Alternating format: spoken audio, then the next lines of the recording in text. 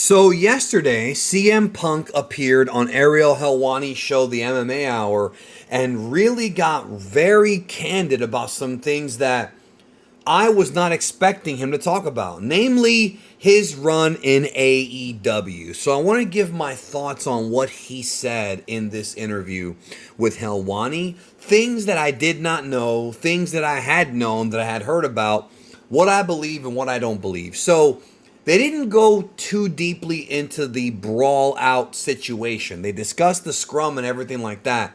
But CM Punk during that portion said that there actually was an NDA signed.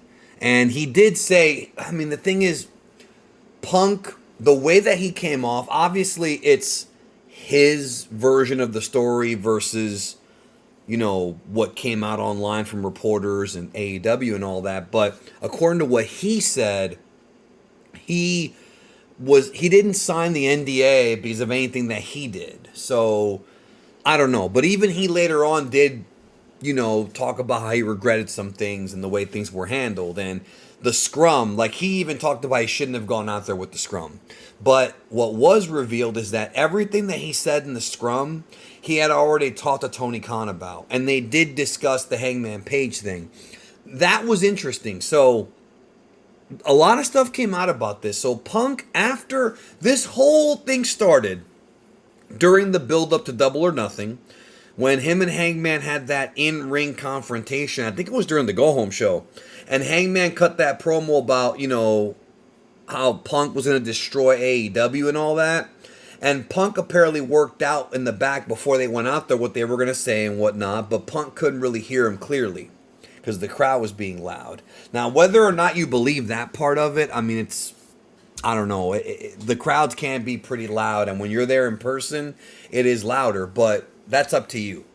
But Punk revealed that he did talk to Hangman in the back afterward, and he went to Tony and said, you should handle this, because if I handle it, you're not going to like it.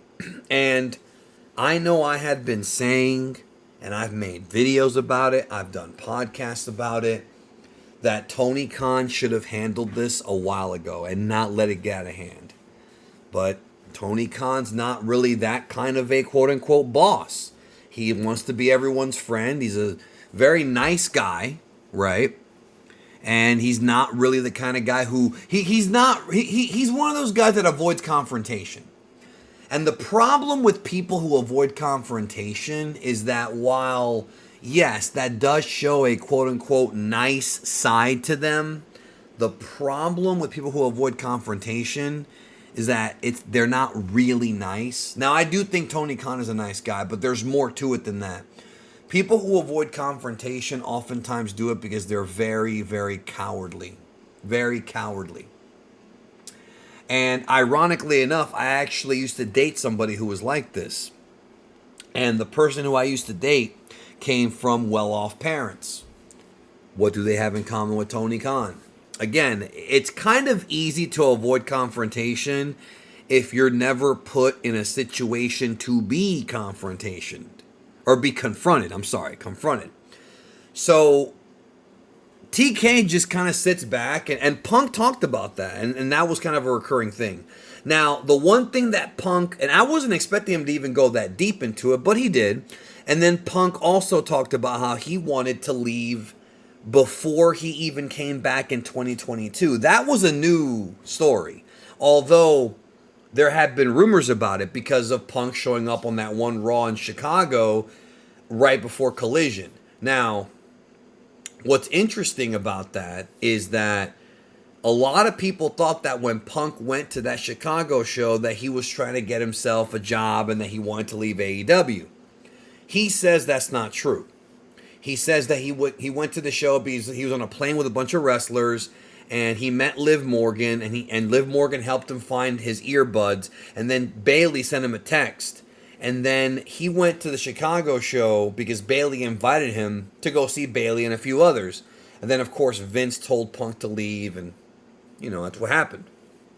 Because, for legal reasons. It wasn't like it was a personal thing. At least I don't think it was. So he then goes into, and this was a surprising thing, he talks about how he wanted to quit AEW before Collision ever happened. He didn't think it was going to work. And there were more instances where Punk did not feel like Tony Khan could even handle doing what he's doing. And he did say in the interview that, and if you haven't seen the interview yet, I will tell you this. Please do not just hear what I'm saying. Listen to it with your own ears and eyes. It's on the MMA Hour with Ariel Helwani. I'm sure it's a viral video. It's going to be viral. People are going to clip out what they want to say. It's best if you hear it with your own words. But Punk said something that he thought was very controversial, which is that he doesn't think that they're in the same business. He's in the business of drawing money. And he made a very controversial comment where he basically said, and I paraphrase, when a quarter of the arena is empty or a third of the arena is empty and you care more about star ratings, we're not in the same business. Now, that's been a criticism of AEW going back a long way. Eric Bischoff's talked about it. Jim Cornette have talked about it. And both those guys have been very adversarial of AEW.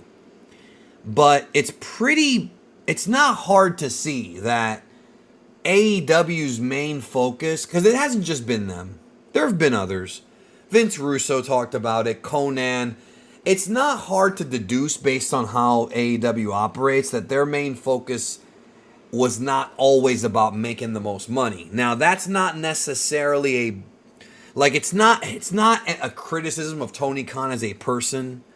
That's not what this is, but it's more so like as a businessman, like, are you doing this because you're trying to make a profit at it, or are you doing it because you're fulfilling your childhood dreams of being a booker and you get praise from people? And it seems like, knowing people like Tony Khan that I've met in my life, it seems like it's more important for him to feel validated than it is for him to make money. Now, I could be wrong about that.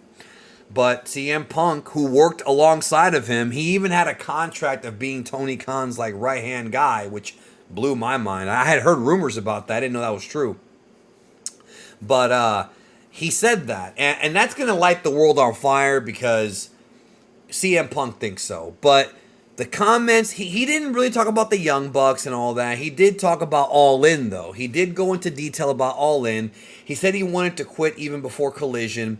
He goes into the whole Jack Perry story. Now, you're going to have to hear the interview to hear the details of it, but the way that Punk told the story, it made it seem like Jack Perry was being rude to several officials in the back, and that Punk was like the fifth guy he talked to who told him, yo, chill out with the glass or whatever. Now, Jack Perry. What does Jack Perry have in common with Tony Khan? They both come from famous, well-off parents. There's a pattern here, folks. I'm telling you because I know this. A lot of people who inherit money from wealthy people who grow up in wealthy households, they're not raised like the same way that the rest of us are. You know what I'm saying? Now, again, I'm not a professional, but I've seen it enough times. So Punk didn't actually say this, but the way that Punk was speaking, it gave off the impression that Jack Perry was kind of spoiled and not really appreciative of the opportunities he had in AEW or in wrestling as a whole. I have nothing against Jack Perry. It's just I'm kind of telling you things that Punk was saying, kind of my perspective on it. But he goes into the whole thing about the glass and everything. And now the way that Punk tells the story about their scuffle, I'm not 100% buying that it was that. Because the way he phrased it, it was almost like he was super peaceful about it and super laid back when he confronted Jack Perry. I'm not sure if that's really what happened. He did say that he asked Tony to take care of it, and Tony didn't take care of it. And then after they got into the scuffle, he quit. He didn't want to work anymore. But later, Jerry Lynn and Samoa Joe convinced Punk to go out there and have the match with Joe, which they did have, and it was a good match. But it's weird because I remember distinctly hearing there was another conversation Tony and him had in the locker room alone after this. He says that he was there just chilling, and that he wound up going back to his hotel room when Jack Perry was removed from the building. So I don't know if that's either not true or if Punk was just, kind of, I guess, saving face, or maybe he doesn't remember. Again, like I said a bunch of times, y'all, there's two sides to every story. So some of the things that Punk said, there was about 3 things that I thought were, not that he was straight up lying, but as an adult who's been involved in confrontations and been around athletes, there's more to it than that. You can't just babyface yourself completely. And I'm not saying that Jack Perry wasn't partially at fault, because I think the problem here is that everyone handled this the wrong way. And I've been saying that for a while, but the real hot topic of the conversation was how AEW is ran. And basically, dude, a lot of things I've been saying and thinking for years are now being validated by Punk. The fact that he's not even sure if Tony Khan understands that. He's happy the boys are being paid a lot, which I agree with. He doesn't even understand if Tony Khan, if he really wants to even make money at this, and that AEW will exist as long as Tony Khan wants to keep putting money into it. He talks about how the dude had many chances to resolve this with the Bucks and with Punk. The fact that Punk wanted to resolve it with the Bucks and that the Bucks just refused, which I had heard. Nick Hausman broke that one, and that's one of Punk's guys. So again, don't know how true that is.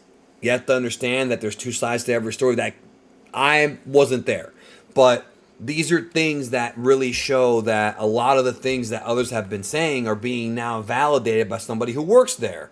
Now, it's obvious that CM Punk talks to Jim Cornette, because Cornette was saying a lot of things that came out true before they were public, including the stuff about Punk. But hearing it from Punk is a whole other thing. So that's why I would like to ask you to check out the interview. There's more to it. He talks about his WWE return. He talks a little bit about Vince, and his comments were well made, like what he thought about the Vince thing.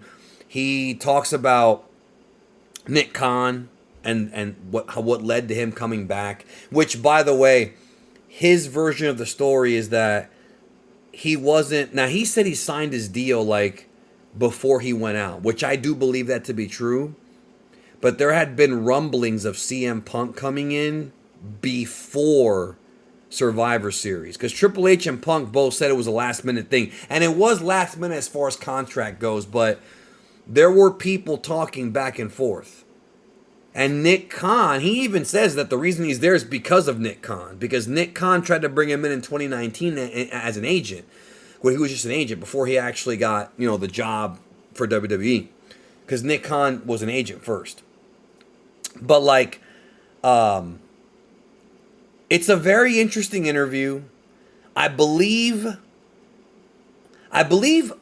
what Punk said is what he feels is true, and I think I do think he's kind of being a little bit slick about his involvement and all that stuff. I don't think he's 100%, being truthfully honest about everything. As far as I don't think his confrontation of Jack Perry was just him being calm. I could be wrong. He even said, "Hey, believe what you want." But it was a very, very interesting and eye-opening interview, and it's at least somebody finally talking about Brawl In, because Tony Khan won't talk about it, Jack Perry won't talk. Maybe now they'll talk about it, but they didn't for a while. So crazy. So check out the interview. It's on the MMA Hour with Helwani. Those are just my thoughts. It's unfortunate because, he said he wished him the best and that he has no issue with Tony Khan personally. It's just he didn't want to work in that environment. I don't know if he'll ever be cool with the Bucks ever again. I know Kenny Omega said he wanted to work with him, so that ship may not have fully sailed yet, and maybe someday, probably not. Let's keep it real, probably not. I was thinking someday, Kenny might go to WWE someday. That could happen.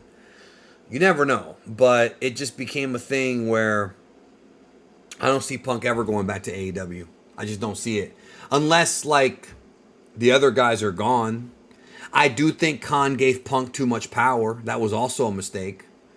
Punk criticized the guaranteed contract thing, which is why people don't work as hard. It was very interesting. It was very, very interesting. We will see. Anyways, man, those are my thoughts. What do you think? Let me know down below.